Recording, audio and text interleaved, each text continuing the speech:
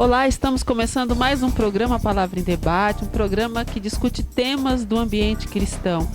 E hoje vamos falar sobre os problemas na área de comunicação nesses tempos modernos. E vamos dividir em 3 partes. Hoje vamos falar sobre a vida social. E temos muitas coisas aqui para falar. Afinal de contas, as pessoas têm reclamado muito sobre esse tema. Parece que cada dia menos as pessoas se entendem. Então estamos aqui para falar sobre isso, né, Ana?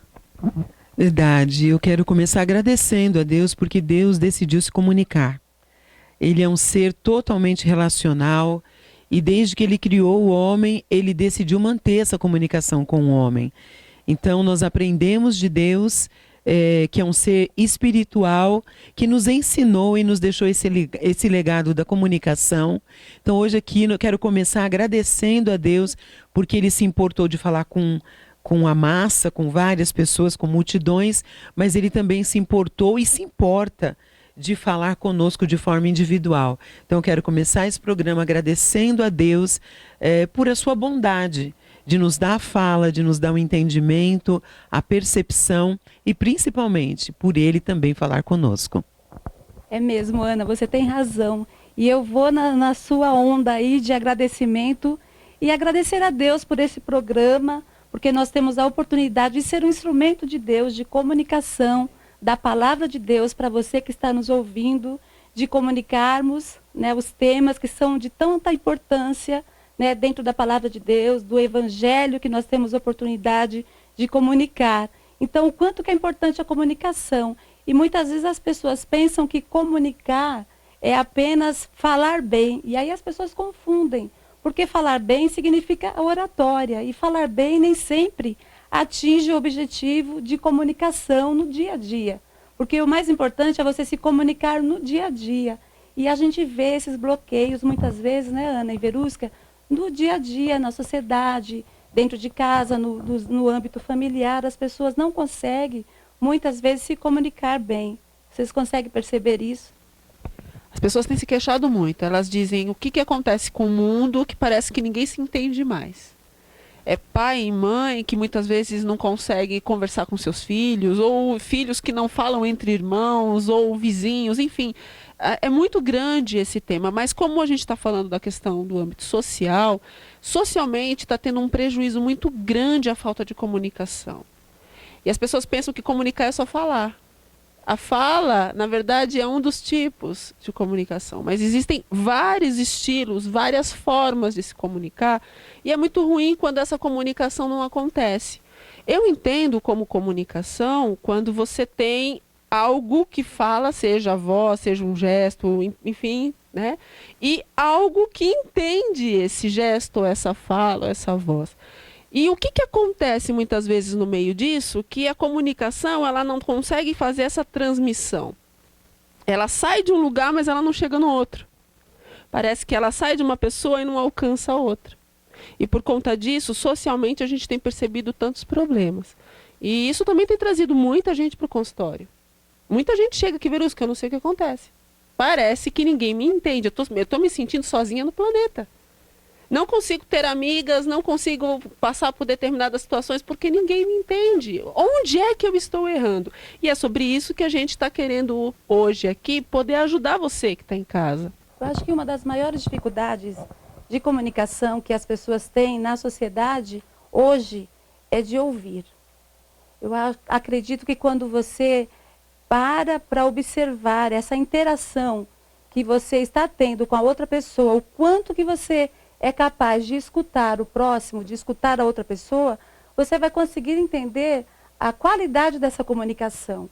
Porque o que eu percebo hoje é que as pessoas elas estão falando muito rápido e elas querem se livrar muito rapidamente daquela comunicação, daquele diálogo, e muitas vezes essa comunicação ela está ligada só a respeito de informação, de obter informação ou de passar informação, e não de apenas... E não de fato de que haja uma interação. Porque a comunicação, na verdade, ela tem que existir debaixo de uma interação.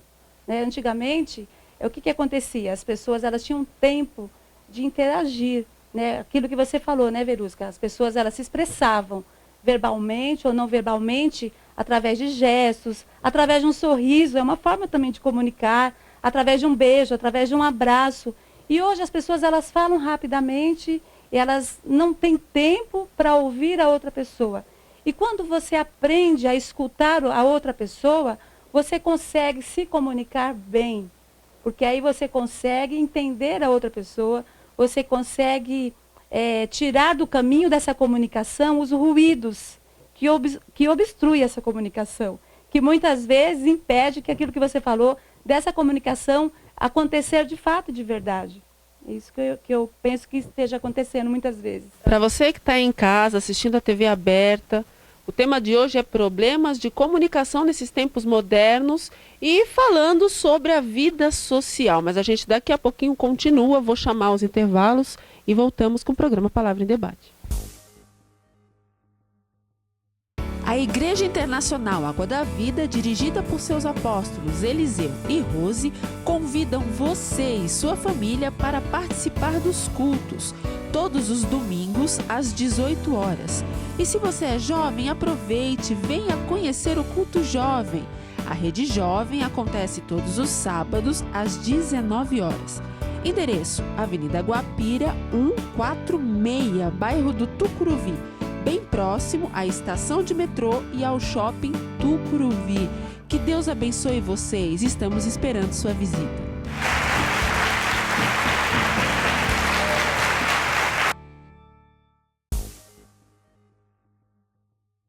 Estamos de volta e hoje trabalhando esse tema, dificuldade na comunicação nos tempos modernos. E estamos aqui aquecendo esse papo. A apóstola Rose já falou para a gente a questão de saber ouvir. A Verusca já trouxe a sua abordagem. E eu queria hoje colocar também algumas coisas assim, né? O medo.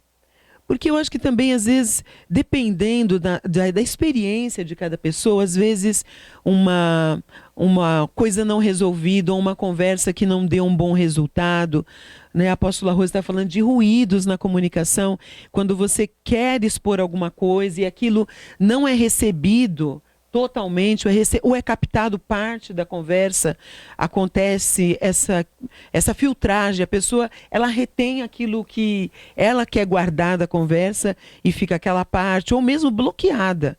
Esse assunto eu não converso, isso aqui eu não quero discutir. Então, quando a gente vai passando por essas situações, eu gostaria de falar um pouco desse medo. Quando a gente tenta conversar e às vezes a gente não é bem sucedido, eu acho que isso trava um pouco. Né? E a gente pode ficar um pouco temeroso em outras tentativas. E a gente começa a selecionar palavras, observar demais, uma preocupação excessiva com o ambiente. Mas eu acho que sempre assim, já aconteceu alguma coisa que não deu certo, a pessoa não foi entendida, ela não conseguiu se expressar, ou a outra pessoa não conseguiu entender o que ela estava falando. E eu vejo pessoas assim que têm medo de se comunicar. E aí elas acabam ficando um pouco mais quietas, um pouco mais menos participativa, com medo de ser mal interpretada. Eu já lidei com pessoas assim na igreja, né? Que falou e depois a pessoa fecha. Eu não digo fecha a boca, a pessoa fecha o coração.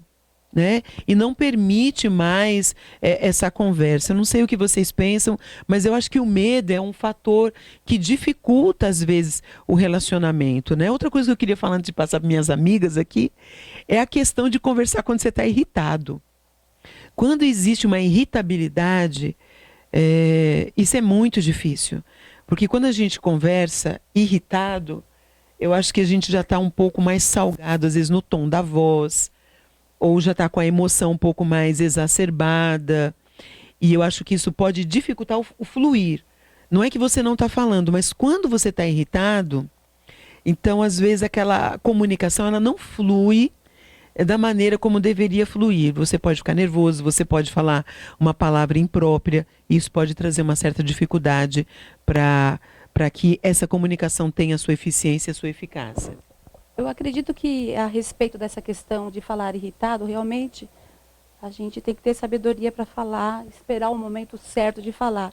Só que tem algumas pessoas que elas têm tanta dificuldade de falar, Ana, que elas não falam na hora que elas estão irritadas e elas também não falam nunca mais. Porque elas falam, não vou mais mexer nesse problema, já está, já resolvi, dentro de mim já está resolvido. Mas, na verdade, aquilo nunca foi resolvido. Então, assim, o correto, se você acha que você vai falar no momento da irritação e aquilo vai gerar uma crise muito maior para você, não fale no momento da irritação. Mas o meu conselho é de que você não deixe de resolver aquele problema, de que você não deixe de se comunicar. Né? Acontece isso muito entre casais.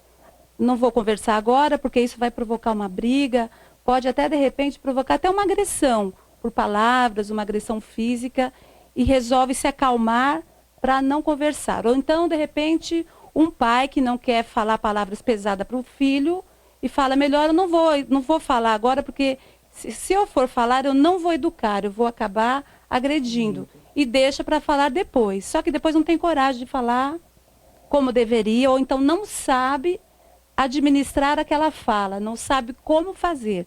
O correto é de que você saiba fazer.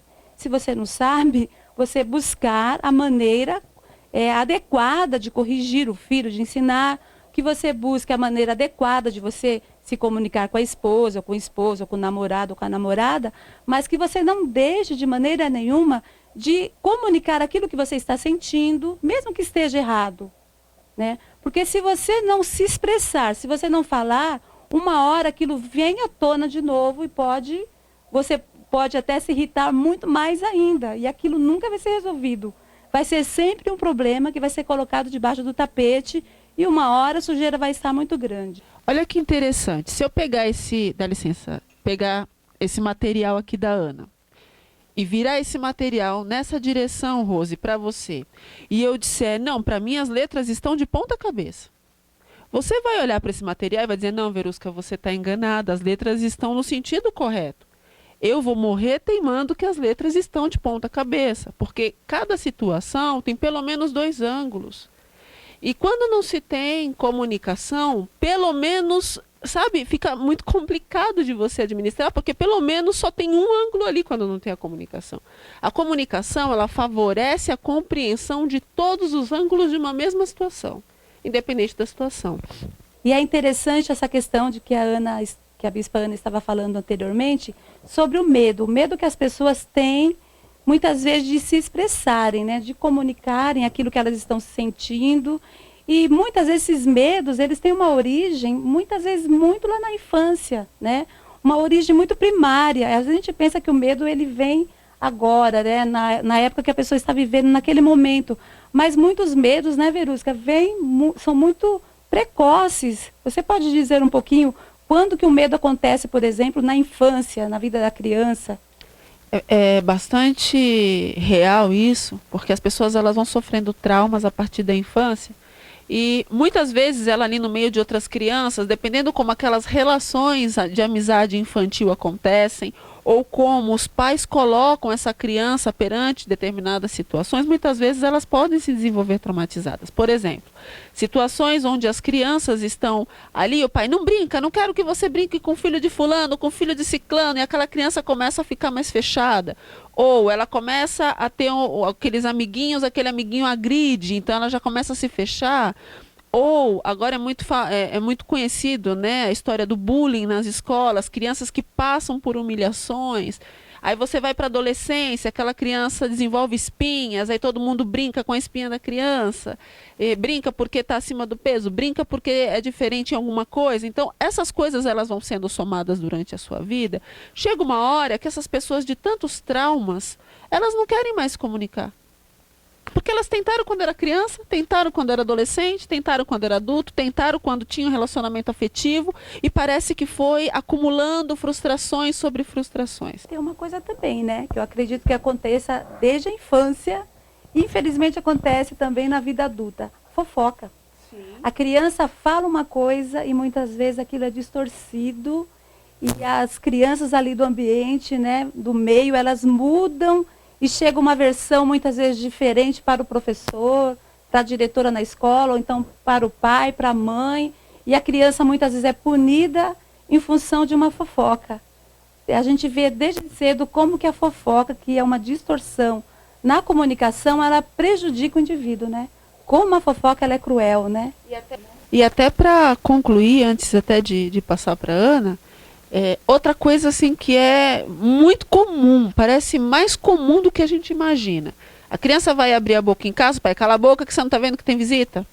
Aí essa criança está na escola, o professor, cala a boca que você não sabe o que está dizendo. Aí, de repente, numa outra situação, fica quieto que eu sou seu chefe, quem manda aqui sou eu. Aí chega uma hora que a pessoa não quer falar mais. Então, olha quantos tipos de traumas diferentes que causam um problema. Era isso que eu ia falar, da questão, às vezes, do dominador da comunicação. Eu acho que tem um pouco disso.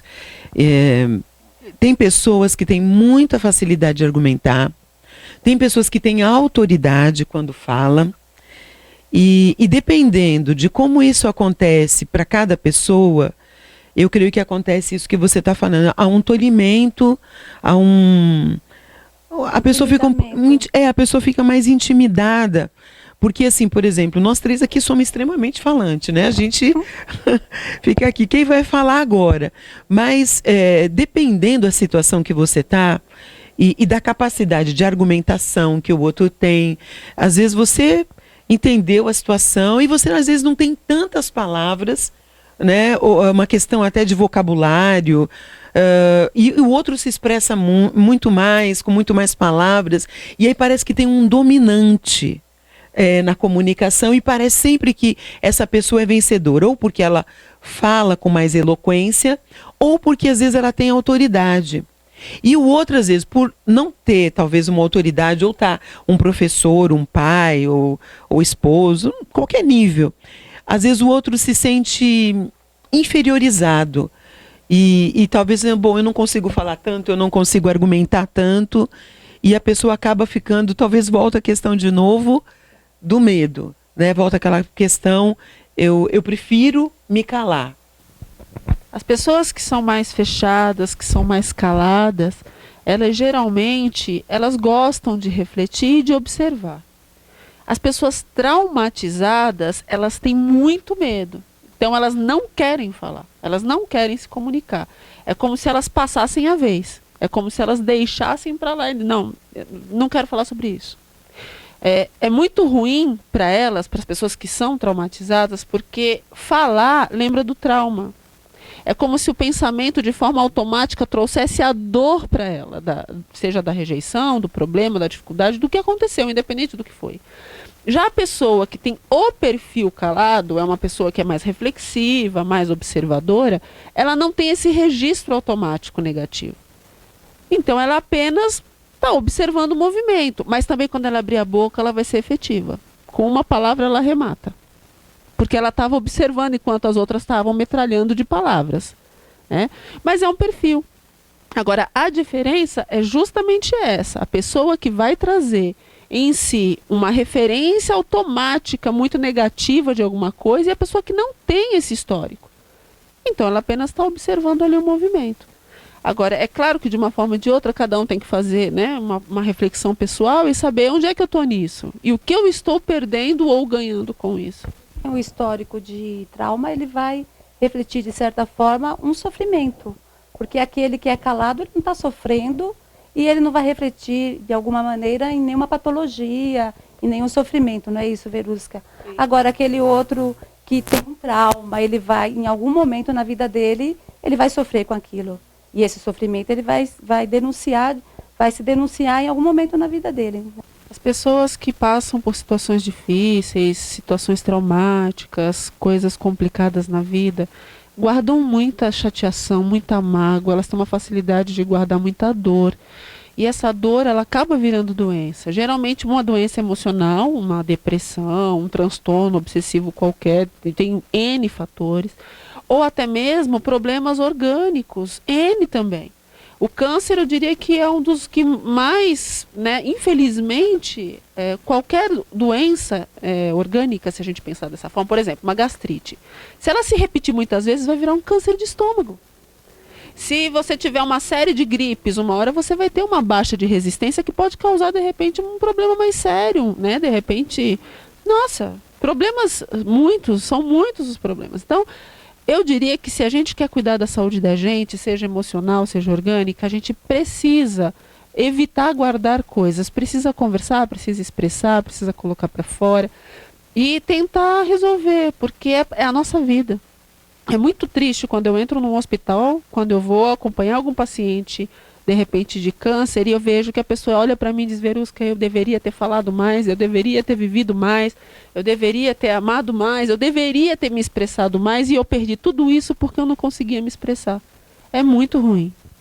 E eu acho que tem a questão que eu acho assim bem difícil quando a gente não é entendido. Quando você está falando uma coisa e você não consegue, através da sua própria comunicação, conseguir expressar nas palavras o que de fato está ocorrendo. É difícil, né, Ana? Colocar nas palavras um sentimento. Um sentimento. E quando a gente é mal entendido, e quando há um canal aberto, né, quando você pode falar para a pessoa, não, eu estou entendendo isso.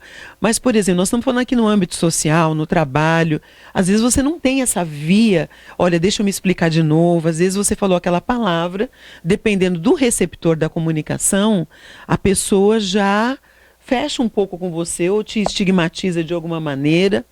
Então, essa questão de não se fazer entendido, eu acho que é o grande desafio da comunicação. É você conseguir falar e conseguir que o receptor entenda aquilo que você está falando sem causar nenhuma emoção negativa. Às vezes a gente precisa tratar de assuntos sérios, graves, doloridos. Emoções negativas ou distorções. E é interessante que nem sempre a pessoa se permite a ser entendida. Porque quando ela não se dispõe a falar e a expressar aquilo que ela sente, quando ela não tem um esforço, ela não está se permitindo a ser compreendida. Ela não quer ser compreendida, aí então é mais grave ainda. Né? Porque ela tem necessidade, o ser humano ele tem necessidade de ser compreendido, de ser ouvido. E aí quando ele não se permite a isso, aí é pior ainda. Né? E às vezes o silêncio pode ser um castigo. Talvez para si mesmo. Uma autopunição. E às vezes até para o outro. Eu não vou me expressar. Né? A gente tem essa questão também do silêncio. Que o silêncio é uma forma de comunicar. Né? Você não está verbalizando, mas você está manifestando aquilo que está dentro do seu coração. Você está, de alguma maneira, falando: olha, eu não quero falar com você. Ou o que você falou me bloqueou de uma maneira que eu não consigo falar com você. Eu acho que é um desafio do ser humano. Se as palavras, né, já são difíceis de interpretar e de comunicar e de, num âmbito social, alcançar, imagina o silêncio. Se as palavras já né, por si só já são difíceis de passar um sentimento, imagina o silêncio, é muito complicado. Por isso que a sociedade tem tanta dificuldade. Olha, eu acredito assim, só quem pode fazer a leitura do silêncio é Deus. Porque só quem pode ler o coração do homem é Deus. Não existe ser humano na Terra que possa compreender o silêncio. Né? Por mais que eu conheça meu marido, por mais que eu conheça meu filho, se ele chegar em casa em silêncio, eu posso tentar no olhar, eu posso tentar nas expressões corporais deles, tentar entender alguma coisa. Eu jamais posso penetrar no coração deles, né? A palavra de Deus diz que só o Senhor Deus pode entrar no coração do homem. Então, é muito absurdo, né? A gente querer que o outro entenda o nosso silêncio. E muitas vezes, a gente faz isso com o cônjuge, né? A gente fecha a cara, faz o bico para que ele tente acertar o que a gente está sentindo. Amém. Amém. Agora eu vou chamar uma entrevista muito especial e daqui a pouco a gente volta para finalizar o programa Palavra em Debate. O senhor, como radialista, como o senhor lida com as pessoas que ligam? Às vezes está precisando de um conselho, está precisando de alguma coisa e tem ali o radialista, o pastor, como um amigo ali no ar. Meu querido, essa é uma das coisas que eu enfrento quase todos os dias no meu programa de rádio. Eu tenho 5 horas de programa de rádio em Curitiba. E eu tenho um espaço de meia hora, pelo menos, onde as pessoas ligam e contam os seus dramas, pedem oração. E o que eu mais percebo é que as pessoas precisam de alguém para ouvir. Às vezes, pessoas ligam para mim como se o programa de rádio tivesse 2 horas e ele pudesse contar seus problemas. Às vezes ligam direto no telefone da rádio para conversar, mas uma das coisas que eu observo e é uma das coisas que eu faço. Todo comunicador de rádio fala muito, fala demais. Mas todas as vezes que me deparo diante desses problemas, eu tento conter o meu lado comunicador, o meu lado de rádio, comunicador de rádio, para ouvir as pessoas. Falar o mínimo possível e ouvir o máximo possível. Nos dias que nós vivemos hoje, as pessoas pouco conversam, pouco dialogam, pouco contato têm. Hoje, pelo sistema tão fácil, todo mundo tem, às vezes, essa semana agora falando com meu filho, ele abriu um Facebook novo, ele disse: papai, eu já tenho 700 amigos. Na cabeça dele de 13 anos, 700 amigos são pessoas que fazem parte do Facebook. Quando as pessoas às vezes não têm com quem confiança em alguém para poder às vezes abrir o coração. E o meu conselho é: não abra o seu coração para qualquer pessoa. Escolha alguém de confiança que seja alicerçado e baseado na palavra de Deus para poder receber esse conselho. E como comunicador de rádio, é uma das coisas que eu recebo muito, são ligações de pessoas contando seus dramas, contando os seus problemas. Que pena, estamos terminando mais um programa. Nós vamos ficar aqui com gostinho de quero mais uma vez, falando desse tema que foi tão importante, mas nós vamos continuar falando no próximo programa, só que com uma ênfase da vida afetiva e familiar, continuando falando sobre as dificuldades da comunicação nos tempos modernos. Aguardamos vocês a semana que vem. Está minha alma, inquieto coração, lembranças e sonhos que se vão, e lágrimas repletas de saudade, de emoção, e em meio à solidão vens me socorrer. Tua presença renova meu viver. Só por tua graça, teu favor que não tem fim. Só por tua graça, tão suficiente a mim. Dia a dia restaura e fortalece meu ser. Só por tua graça, Senhor, eu prossigo em meu